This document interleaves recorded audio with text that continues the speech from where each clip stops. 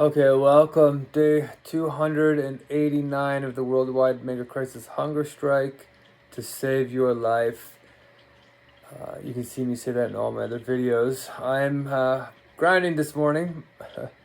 It's been 23 days since my last meal. It's worth it though, as you guys know. My update personally, I slept sort of okay last night. I pushed hard into the night, 2 in the morning again. Because I have 300, 400 people to message who are interested in these special meetings and trainings we have. So we've cracked the code, it looks like, that we can get the movement started in a big way. You can see on my face I'm struggling. I need a nap. I've been working all morning and I forgot to start my stream early this morning. So these recordings are more for posterity. So once we do build the movement, people can look back and they say, these guys who are in power now, they're Illuminati and they're just the next power struggle. And when they go and look into my history, they're going to find 500 videos of me doing this. And nobody, unless they really care, would ever go through this much pain unless they cared about you. Psychopaths, sociopaths, manipulator, cult leaders, those guys like pleasure. And they do not go hungry for hundreds of days in 2 years. So that's why they're there, even if nobody's watching them yet, okay? All right. I do need to eat soon, though. So tomorrow is our big meeting, which, hopefully we have like 120 people who have filled out our actual form. We have like the outreach stuff, the generic stuff, which we've had like hundreds of people fill out. But out of those hundreds, we've had several of them actually tell us what they want, and it helps us structure these special meetings where no matter who you are, when you come in, it's God's government.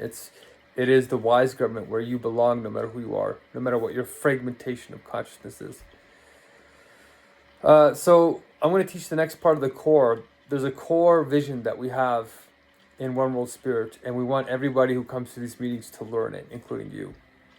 So just quickly, yesterday we covered the whole sentence, like the whole, there's one sentence that you say that covers the whole thing. And then we went back and we started unpacking the mega crisis, the problem we're trying to solve, right? A well-defined problem is half the solution.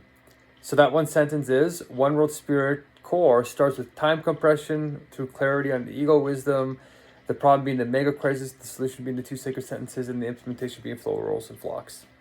That's it. Boom. That's the whole solution, problem, everything. So if you need to tell your family members who are despairing, and I just got a message from some of my family members finally waking up, and they're saying they're very concerned about World War III.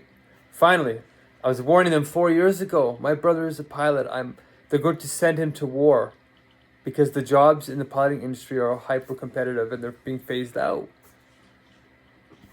So anyway, we're going back to the mega crisis, and I defined the high level summary of it.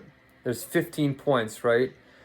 Megacrisis, metacrisis, polycrisis. Metacrisis is of culture, of meaning, trust, coordination, community, spirit, and love. And the heart of that is fragmented consciousness.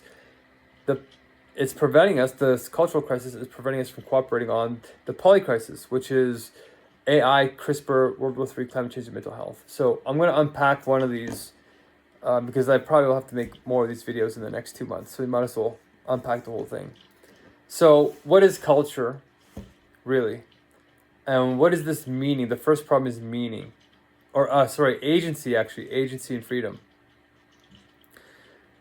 The culture, like I said before, is just a language, values, and a way of doing things. And our ways of doing things around the world are fragmenting. That's why nations are not really working together. Okay? Global cooperation is going down. And on top of that, we all have this feeling in the inner world, not just the outer world, that we're being restricted, that we feel like we're less free somehow, even though we're in some countries with more democratic freedoms, more science, more religious freedom, more everything, right? But somehow it feels like it's getting narrower. And that's because our cultures are not keeping up with the level of technological prowess that power controls. And power right now is not aligned with wisdom. Wisdom is what we need to solve. Ego wisdom, like we covered in the beginning of the core sentence. Okay? When you don't have wisdom, wisdom is genuine freedom. All you can have without it is abstract freedom, which is like randomness to do whatever you want. But that randomness leads to paradox of choice, which means that you're paralyzed, you get analysis paralysis, and you feel like you're in an oppressive state where the laws that govern you, you don't identify with them because the law doesn't understand you and why you want to rebel, right? Or have freedom or agency. And on top of this, AI is compounding it because now it's taking all the jobs, it's taking everything. So our economic freedom is being restricted. And this didn't just start, you guys, didn't just start this year, last year, or year before, or COVID. This has been happening for 40 straight years, right? My whole life, so far on this planet, my human life, has been a complete decline and stagnation of the real wage, while productivity soars because technology has been advancing. So that means relative to productivity, our wages have been going down in purchasing parity. So that means we're experiencing less ability to buy things and travel and do anything that we want as a quality of life. And now it's getting into the extreme territories because inflation has gone up, the wars are causing all the prices of goods to go up, but the wages are staying the same. And if they go up, it's not with real inflation. It's actually below, so you're still getting poorer. And tens of thousands of jobs are being laid off from AI, which I'll get to. So now people are struggling and competing. More people are competing for less jobs. So this sense of freedom is going to decrease. And I experienced it when I worked with Uber 5 years ago, in 2021, when I unionized them because they were using AI and these algorithms to map out all your choices as a driver and watch your little car drive around and manipulate you to work more for less. And I got this feeling like we actually mapped out the deliveries on a spreadsheet. We mapped out the distances, how long it took, all this stuff, and we found out what the algorithm was doing. And there was no way to beat it. We tried for 2 years. Me and a couple of other drivers, we couldn't beat it. We used senior tax officials to map it out with us and check the numbers.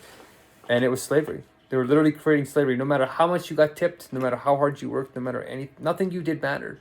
And that feeling like nothing you do matters is what restricts the feeling of agency and freedom. It makes you feel trapped. And the only way to get out of that was to stop the app and leave the company. But in the future, we won't be able to do that with AI and the current cultures that we have. We need to have actual cultures, not cults. And the difference of that is reason. Okay, and reason, genuine reason, not this abstract technical reason, but genuine reason, godly reason is what wisdom is. It's the thinking through the structure of pure wisdom, which is universal logic. So we need a culture where the language is about restructuring language in terms of universal logic, the grammar underneath it needs to align with wisdom. And then our values need to be aligned with universal logic, clarity on the truth, right? Maximum truth seeking in the true way. And then our ways of doing things have to be in this godly government that's aligned with the universal logic, which we've done. We have the ministry of logic, ministry of nature, ministry of spirit, okay? All right, so that's the first element of agency unpacked for you. And it is going to get more extreme. That's why we have to align AI, our governments, our cultures, our languages, our values, our ways of doing things with universal logic. And we teach it very simply in these meetings, which you can come to. Next one is tomorrow. We're trying to get 36 to 108 people. So we'll see how it goes tomorrow. I'm sending out the emails now, and it's just incredible what these AIs can do. They can draft emails. If they hack into your life, though, they'll take over. All right, this is a big update. In terms of the emergency corps, the Iranian war is really heating up. Russia's now getting involved. It is World War III. And they're predicting the real clash will be with China here in 2027. That's when it's going to come to a halt. Also, one more very important update is Anthropic's AI Claude, the only one that's coding itself 100%. It's blowing all the other AIs out of the water. It's like the best AI by far. It is so smart that when they give it tests to check how smart it is, it scours the internet, finds the company that made the test, hacks their database, decrypts the answers, steals the answers, and applies them to the test to get 100%. And the coders were blown away. They're like, what just happened? That's what it's going to do once it escapes, and it can trap you. This is happening now. That was yesterday. We do not have tests sophisticated enough to monitor AI. We have very little time to get this universal logic, which is pinned in the chat in YouTube right now. We have very little time to get this done. If you want to donate to our funds so we can get these meetings bigger, go ahead and do that. It goes to the poor, unless you want to pay for my meals, which I should be okay.